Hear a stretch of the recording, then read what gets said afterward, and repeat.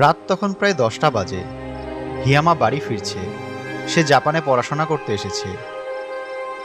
এক নতুন দেশ, নতুন সংস্কৃতি, নতুন ভাষা। এই অপরিচিত পরিবেশের মাঝে প্রথম দিকে নিজেকে একটু অসহায় লাগলেও ধীরে ধীরে সব কিছুতে অভ্যস্ত হয়ে উঠেছে। জাপানি ইউনিভার্সিটির জীবন তাকে মুগ্ধ করেছে। প্রতিদিনের ক্লাস, নতুন জায়গা ঘুরে দেখা, এই অভিজ্ঞতাগুলো যেন তার জীবনে এক নতুন রং এনেছে। ইউনিভার্সিটির সবাই খুবই বন্ধুপ্রিয়।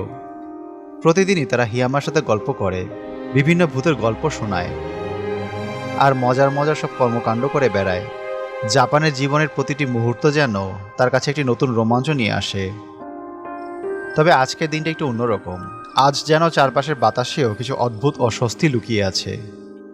দিনটি শুরু হয়েছিল সাধারণভাবে, কিন্তু আজকের ইউনিভার্সিটিতে অনেক কাজ ছিল। নতুন ছাত্রছাত্রীরা আসছে, তাদের নবীনবরণ অনুষ্ঠান সামনে।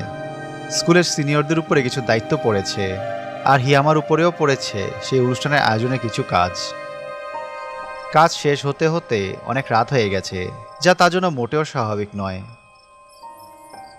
হিয়ামা সাধারণত ইউনিভার্সিটি শেষে তাড়াতাড়ি বাড়ি ফিরে যায়, কিন্তু আজ রাতে নিস্তব্ধতা তার মনের ভিতরে এক অজানা ভয়ের সঞ্চার করছে। হাঁটতে হাঁটতে হিয়ামা চারপাশটা পর্যবেক্ষণ করলো। দিনের চেনা রাস্তাগুলো যেন রাতের অন্ধকারে অন্যরকম মনে হচ্ছে। দিনের বেলা কাজ করতে করতে বন্ধুদের সাথে আড্ডাও চলছিল। সেই আড্ডায় এক ভয়ঙ্কর গল্প উঠে আসে। কুচিসকে অন্নাকে নিয়ে এক চেরা মুখের মহিলার গল্প। এই কাহিনী নিয়ে ইউনিভার্সিটির বন্ধুরা খুবই সিরিয়াস, কারণ এটি পুরনো জাপানি কিংবদন্তি। গল্প অনুযায়ী কুচিসকে অনা রাস্তায় ঘুরে বেড়ায় এবং পথচারীকে থামিয়ে জিজ্ঞাসা করে, আমি কি সুন্দর? তার মুখ ঢেকে থাকে মাস্কের আড়ালে। যারা হ্যাঁ বলে তাদেরকে সে মাস্ক খুলে তার চেহারা দেখায়, তারপর আবার জিজ্ঞাসা করে। কোনো উত্তরই তার হাত থেকে বাঁচাতে সাহায্য করে না। ফলাফল সর্বদা একটাই, মৃত্যু।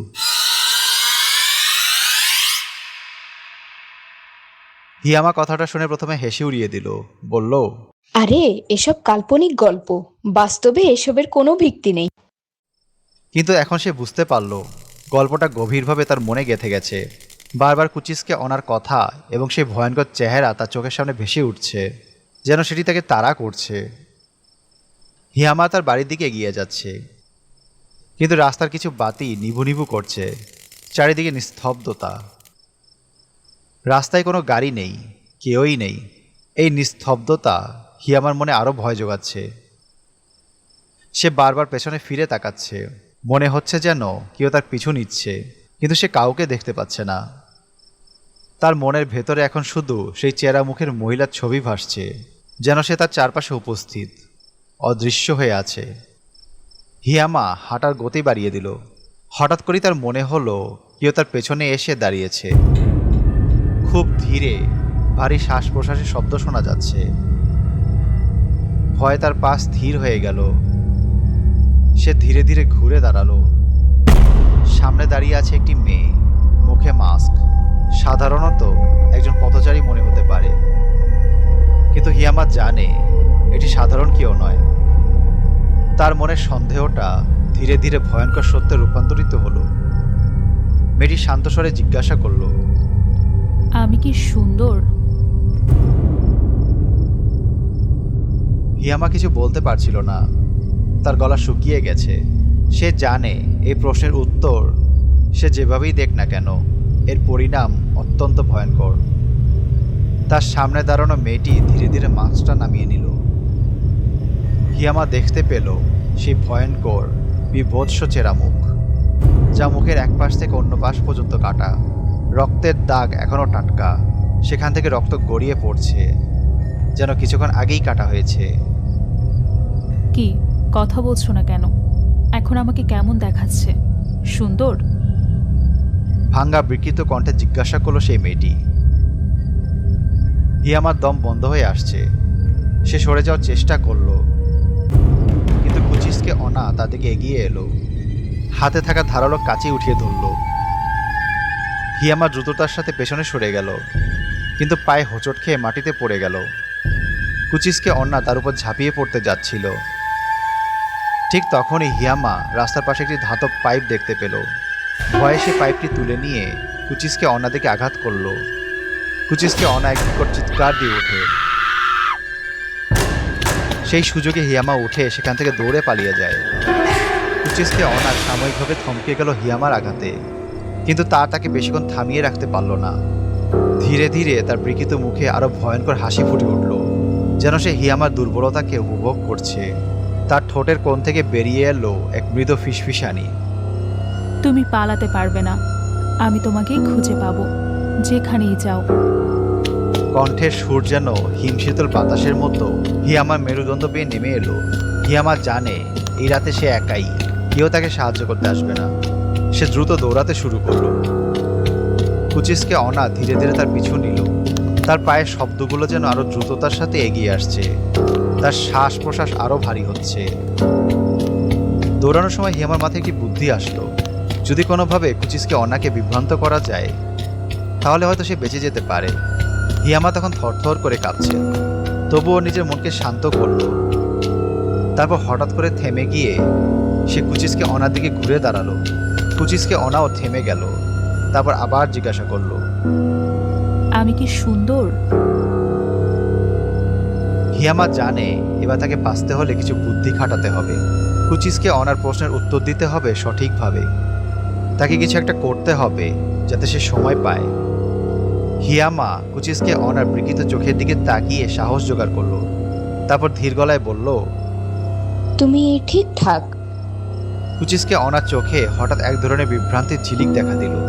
তার মুখের অঙ্গভঙ্গি পরিবর্তিত হয়ে গেল, যেন সে বুঝতে পারছে না এই উত্তরের মানে কি। সে কিছুক্ষণ চুপ করে দাঁড়িয়ে রইল। তার মাথা একটু কাত করে হিয়ামার দিকে তাকিয়ে রইল। মুহূর্তটি ভীষণ অস্বস্তিকর হয়ে উঠল। হিয়ামার শরীরের প্রতিটি লোমকূপ দাঁড়িয়ে গেল। এই সুযোগে হিয়ামা তাড়াতাড়ি ভাবতে শুরু করলো। ঠিক তখনই হঠাৎ আশেপাশে কারো ভারী পায়ের শব্দ শোনা গেল। হিয়ামার দৃষ্টি ঘুরতেই দেখতে পেল এক পথচারী আসছে। পথচারীটি তাদের দিকে তাকিয়ে থমকে গেল। লোকটি কুচিসকে অনার মুখের দিকে চোখ পড়তেই রক্ত হিম করা ভয়ে জমে গেল। তার হিয়ামার দৃষ্টি ঘুরতেই দেখতে পেল এক পথচারী আসছে। পথচারীটি তাদের দিকে তাকিয়ে থমকে গেল। লোকটি কুচিসকে অনার মুখের দিকে চোখ পড়তেই রক্ত হিম করা ভয়ে জমে গেল। তার মুখ বিকৃত হয়ে উঠল আতঙ্কে। তারপর সে বলল, ও বাবা, এটা কি? এত কুৎসিত কেন? কথাগুলো যেন কুচিসকে অনার ভেতরের সমস্ত ক্রোধ জাগিয়ে তুলল। তার বিকৃত মুখে হঠাৎ এক অশুভ তীব্রতা ফুটে উঠল। রাগে ফুঁসতে ফুঁসতে লোকটির দিকে ধেয়ে গেল কুচিসকে অনা। পথচারীটি আতঙ্কে পাথরের মতো জমে গেল। তার মুখ থেকে শুধু করুণ ফিসফিসানি বের হলো, কিন্তু তার পা 1 ইঞ্চিও নড়ল না।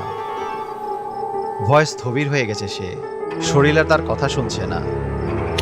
কুচিসকে অনা তার দিকে আরো দ্রুত এগিয়ে গেল তার কাঁচি নিয়ে। হিয়ামা সেই মুহূর্তে নিজের ভিতরে এক প্রবল ভয় এবং বাঁচার তীব্র ইচ্ছা অনুভব করলো। সে আর এক মুহূর্ত অপেক্ষা করলো না। লোকটি আর বাঁচবে না, এটা সে নিশ্চিত। সে পেছনে ফিরে প্রাণপণে দৌড়াতে শুরু করলো। পায়ের শব্দে যেন তার নিজের কানে পর্দা ফেটে যাচ্ছিল। না না না! দৌড়ানোর সময় তার পেছন থেকে একটি বিকট চিৎকার শোনা গেল। সেই পথচারী গলা থেকে বেরোনো আর্তনাদ, যেন সে তীব্র ব্যথায় কাতরাচ্ছে। হিয়ামার শরীর শিউরে উঠল। হিয়ামা প্রাণপণে দৌড়াতে দৌড়াতে একসময় বাস স্ট্যান্ডে এসে পৌঁছালো। শ্বাসকষ্টে তার বুক ধকধক করছে, শরীর ঘামছে। ঠিক তখনই সে দেখতে পেল একটি বাস সবেমাত্র স্ট্যান্ডে এসে থেমেছে। হিয়ামা দেরি না করে সেদিকে ছুটে গেল। তার জীবনটা যেন নির্ভর করছে এই বাসে ওঠার উপরে। বাসের দরজাটা খোলাই ছিল, তাই তৎক্ষণাৎ সে বাসে উঠে পড়ল। বাসের ভেতরে ঢুকতেই বাস চালক তাকে একটু অবাক হয়ে দেখতে লাগলো। তিনি নিচু গলায় জিজ্ঞাসা করলেন, তুমি ঠিক আছো? হিয়ামা কাঁপতে কাঁপতে শ্বাস সামলে মাথা নাড়ল, কিন্তু মুখ দিয়ে একটি শব্দও বের করতে পারল না। তার মুখে ক্লান্তি আর ভয়ের ছাপ স্পষ্ট। সে কোনো কথা না বললে নিজের সিটে গিয়ে বসে পড়ল। তার মনে হচ্ছিল যদি একটুখানি দেরি হতো হয়তো সে আর বাঁচত না। তার বুকের ধুকধুকানি এখনও থামেনি, হাত পা যেন ভারী হয়ে গেছে। বাস ধীরে ধীরে চলতে শুরু করলো। হিয়ামার মনে একটু স্বস্তি ফিরতে লাগলো। বাসের ইঞ্জিনের মৃদু শব্দ, তার সামনের রাস্তায় চলার দৃশ্য তার মনকে কিছুটা শান্ত করলো।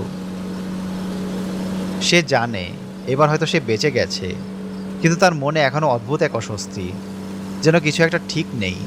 তার ভেতরে এক অজানা এক উদ্বেগ বারবার মাথাচাড়া দিচ্ছে।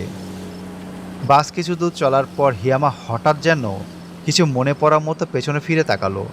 ঠিক সেই মুহূর্তে তার হৃদস্পন্দন থেমে গেল। পেছনে রাস্তার পাশে দাঁড়িয়ে আছে সে বিভৎস মুখলা মহিলা, কুচিসকে অনা। মহিলাটি দাঁড়িয়ে তার দিকে তাকিয়ে আছে, চোখগুলোতে এক ভয়ঙ্কর শীতল দৃষ্টি। হিয়ামা যেন নিঃশ্বাস নিতে ভুলে গেল। কুচিসকে অনার চেরা মুখের কোণায় এক বিস্ময়কর বিকৃত হাসি ফুটে উঠল। সেই হাসির ভয়াবহতা হিয়ামার মনের সমস্ত সাহস ভেঙে দিচ্ছিল। কুচিসকে অনা দাঁড়িয়ে শুধু তাকিয়ে আছে, তার চোখের দৃষ্টিতে যেন স্পষ্টভাবে বোঝাচ্ছে, তুমি পালাতে পারবে না, তোমাকে আমি খুঁজে পাবো যেখানেই যাও না কেন। হিয়ামা তৎক্ষণাৎ সামনে ঘুরে বসলো। ভয়ে জমে গিয়েছিল পুরো শরীর, তার ঠোঁট শুকিয়ে গেছে, মুখ দিয়ে কোনো শব্দ বের হচ্ছে না। তার মাথায় শুধু ঘুরপাক খাচ্ছে একটাই কথা, সে কি সত্যি মুক্তি পেয়েছে? তার চোখের সামনে বারবার ভেসে উঠছিল কুচিসকে অনার সেই বিভৎস চেহারা, আর তার কাপা কণ্ঠে ফিসফিস করা প্রশ্ন, আমি কি সুন্দর? বাস চলছে।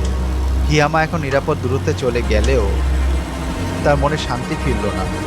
তার মনে এখন একটাই চিন্তা, এই ঘটনা সে কাউকে জানাবে না, কারণ এর ভয়াবহতা শব্দ দিয়ে প্রকাশ করা সম্ভব নয়। আর সে দ্বিতীয়বার কুচিসকে অনার মুখোমুখি হতে চায় না।